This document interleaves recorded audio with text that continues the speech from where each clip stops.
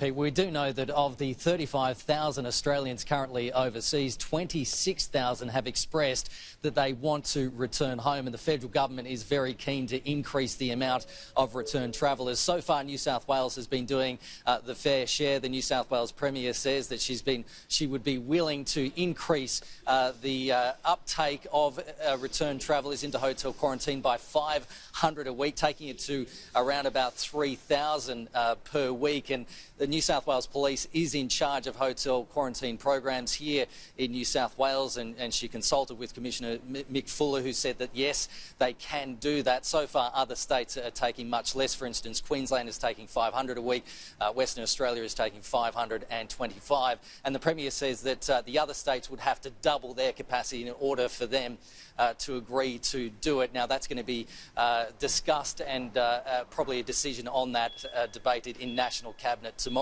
The Premier also said that New South Wales is hotspot free and has welcomed the news that Queensland is going to lower the requirement to open the New South Wales-Queensland border 28 days with no community transmission down to 14.